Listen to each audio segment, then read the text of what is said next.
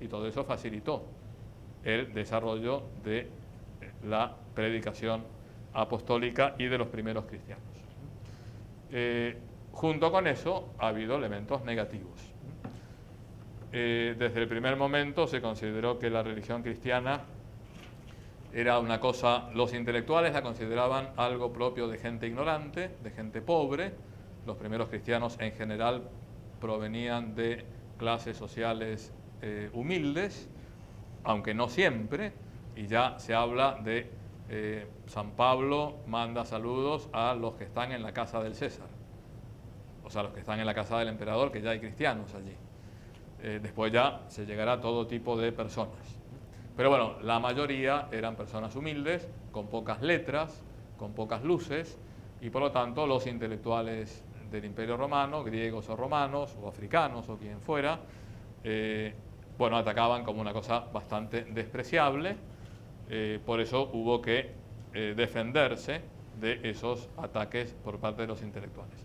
Pero también, aunque el Imperio Romano era tremendamente ecléctico y aceptaba cualquier tipo de religión y no imponía una sola religión en el imperio, sin embargo, y sobre todo a medida que van pasando los años, se va haciendo más fuerte la religión oficial del imperio, que en concreto es rendir culto al emperador como Dios o como enviado de Dios o como símbolo de la divinidad. Y eso se interpretaba no solo como un elemento religioso, sino también como un elemento político. Por lo tanto, los cristianos no podían rendir culto al emperador porque iba en contra de la fe, y entonces se consideraba que eran malos ciudadanos, que no eran fieles, súbditos del emperador, y por lo tanto, en muchos casos, había que perseguirlos. Ya hablaremos de las persecuciones. Entonces, estos son como los dos grandes problemas que se encontraron los cristianos en el Imperio Romano, exteriores, por así decirlo. Un desprecio de los intelectuales, de los filósofos neoplatónicos. El año pasado hablamos de historia de la filosofía, y en concreto hacíamos referencia al neoplatonismo, que es un poco decadencia de la filosofía griega, pero es lo que está de moda en este momento, junto con el estoicismo, el epicureísmo, etc.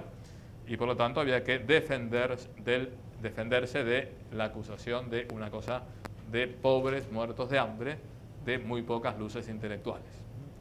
Pero las persecuciones más fuertes eran las que impulsaba el poder político y que causaron tantos mártires. Un tercer elemento de este primer período durante el Imperio Romano, un tercer elemento negativo, un desafío para la Iglesia de los primeros siglos, fueron las disensiones internas. Por eso no nos tiene que llamar hoy la atención nada. Yo espero que después de haber hecho este curso uno diga, qué bien que estamos hoy en el año 2013, aunque estemos en sede vacante. Realmente no ha habido desde hace siglos asesinatos a papas, no ha habido saqueos de Roma, etc. No hay unas herejías que tengan la mayoría de la gente, salvo el Papa, como en algún caso sucedió. Entonces decía, las disensiones internas y en particular las herejías, las desviaciones de la fe de Jesucristo. Entonces vamos a ver todos estos temas. Entonces, en primer lugar, me parece que es impresionante la rapidez con que el Evangelio se fue difundiendo en los primeros años y en los primeros siglos. Tanto es así que desde el año 30, Pentecostés, hasta el año 313, que es cuando hay libertad religiosa en todo el Imperio Romano, o más adelante cuando el cristianismo pasa a ser la religión oficial del Imperio Romano, es decir, cuando ya se convierte todo el Imperio Romano, no pasa tanto tiempo, son 300 años. A uno le parece, bueno, 300 años, pero convirtieron el mundo, cambiaron radicalmente el mundo. ¿Y quién lo hizo? Los papas, por supuesto, los obispos, por supuesto, pero fundamentalmente los cristianos comunes y corrientes.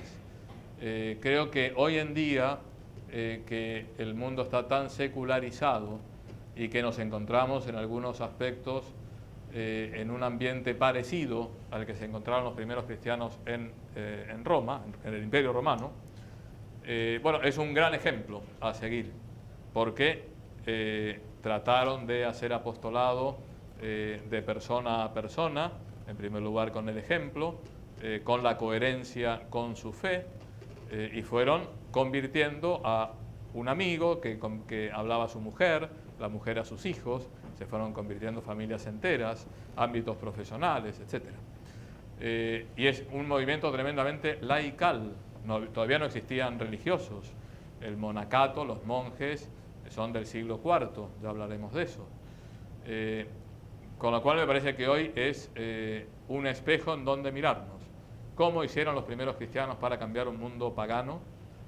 Creo que es lo que tenemos que hacer nosotros. Yo traje aquí dos textos. Uno es de ahora mismo, que es una carta que escribió el prelado del Opus Dei a todos los miembros del Opus Dei, pero que es para todo el mundo, está en la página web de la obra, por lo tanto no es un documento secreto, ni muchísimo menos. El que quiera leerlo lo puede leer. Y la escribió con ocasión del Año de la Fe. Y en varias oportunidades dice, volvamos a ver a los primeros cristianos, volvamos a vivir como vivían los primeros cristianos. ¿Y cómo vivían los primeros cristianos? Vivían muy unidos a Jesucristo, vivían la fe con todas sus consecuencias, en medio de un mundo hostil. Sabía muchas cosas que un cristiano no podía hacer. Por ejemplo, cuando hacían viajes, era una época que ya la gente empezaba a viajar, en general las posadas eran casas de muy mala reputación. Entonces, era propio de los cristianos la hospitalidad y abrir las casas a otros cristianos porque tenían salvaguardado un ambiente moral, cosa que en las posadas no podían hacerlo. Había algunas profesiones que implicaban sacrificios a los ídolos, o todo el tema de los gladiadores, la violencia, toda una serie de actividades que no eran perfectamente compatibles con la fe cristiana. Y la inmensa mayoría supo elegir primero ser fiel a la fe que tener una posición en la sociedad un poco más cómoda o un poco mejor. No era fácil ser buen cristiano en el siglo I, II, III y principios del siglo IV. Después del siglo IV fue demasiado fácil y por eso vino una cierta decadencia del espíritu cristiano. Escribía Monseñor Echeverría, nos conviene volver a considerar la conducta de los apóstoles y de nuestros primeros hermanos en la fe.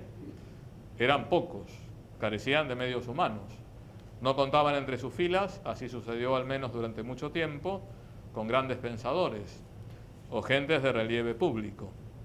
Se desenvolvían en un ambiente social de indiferentismo, de carencia de valores, semejante en muchos aspectos al que nos toca ahora afrontar. Sin embargo, no se amedrentaron. Tuvieron una conversación maravillosa con todas las personas a las que encontraron, a las que buscaron en sus viajes y peregrinaciones. No habría iglesia si los apóstoles no hubieran mantenido ese diálogo sobrenatural con todas aquellas almas. Y bien, podríamos seguir leyendo, pero me parece que es interesante decir, bueno, los primeros cristianos, un modelo donde mirarnos. Hay un libro, en este curso trataré de recomendar libros. Uno llama La vida cotidiana de los primeros cristianos, de Hamann, H-A-M-A-N-N, me parece. Es un franciscano, pero es muy sorprendente que teniendo una espiritualidad distinta a la de un cristiano corriente, subraya cómo eran personas normales y corrientes en medio del mundo que cambiaron la sociedad. La vida cotidiana de los primeros cristianos, ediciones Palabra, me parece. Entonces, hay documentos que hablan de cómo vivían esos primeros cristianos. Hay una frase famosa de Tertuliano que dice, estamos en los baños públicos, estamos en el foro, estamos en las calles, estamos en el comercio, solo os hemos dejado los templos. sí, los cristianos estaban en todos lados, menos en los templos paganos. Y con un poco de triunfalismo decía, somos de ayer y lo llenamos todo. Esto no hay que pensar que la conversión fue inmediata, no, fue muy progresiva, pero a un ritmo bastante rápido. Entonces hay un famoso documento de mediados del siglo II que se llama la Epístola a Diogneto, en donde se describe cómo eran los cristianos. Dice, los cristianos no se distinguen de los demás hombres ni por el lugar en que viven, ni por su lenguaje, ni por sus costumbres. No era una secta encerrada en un bosque y que de vez en cuando salían para asustar a la gente de la ciudad porque vestían con ropas estrafalarias. No, están en medio de la gente. No se distinguen de las demás personas. Ellos, en efecto, no tienen ciudades propias, ni utilizan un hablar insólito, ni llevan un género de vida distinto. Su sistema doctrinal no ha sido inventado gracias al talento y especulación de hombres estudiosos, ni profesan como otros una enseñanza basada en la autoridad de hombres. No es una secta inventada por un sabio. Viven en ciudades griegas y bárbaras, según les cupo en suerte. Griegas, griegas o greco-romanas y bárbaras, fuera del imperio, siguen las costumbres de los habitantes del país, tanto en el vestir como en todo su estilo de vida. Y sin embargo, aparentemente es todo igual, sin embargo, dan muestras de un tenor de vida admirable y a juicios de todos increíble. Los cristianos son admirables. Habitan en su propia patria, pero como forasteros. No es que no fueran súbditos fieles del imperio, pero saben que la patria definitiva está en el cielo, está en el más allá, no absolutizan los valores de esta tierra. Igual que todos, se casan y engendran hijos, pero no se deshacen de los hijos que conciben, el aborto. Tienen la mesa en común, pero no el lecho, la castidad, la pureza, la decencia de vida. Viven en la carne, pero no según la carne. Viven en la tierra, pero su ciudadanía está en el cielo. Obedecen las leyes establecidas y con su modo de vivir superan estas leyes. Aman a todos y todos los persiguen. Se los condena sin conocerlos. Se les da muerte y con ellos reciben la vida. Son las aparentes paradojas del cristianismo. Con la muerte de los cristianos, la sangre de los cristianos, de los mártires, es semilla de nuevos cristianos, decía también Tertuliano. Son pobres y enriquecen a muchos. Carecen de todo y abundan en todo. Sufren la deshonra y ellos les sirve de gloria. Son tratados con ignominia y ellos, en cambio, devuelven honor. Hacen el bien y son castigados como malhechores. Y al ser castigados a muerte, se alegran como si se les diera la vida. Sigue y termino yo. Para decirlo en pocas palabras, los cristianos son en el mundo lo que el alma es en el cuerpo. Bien, siglo II, mitad del siglo II. Gente normal y corriente en medio de la calle, no se distinguen por su estilo de vida, pero son admirables por toda esta serie de cosas.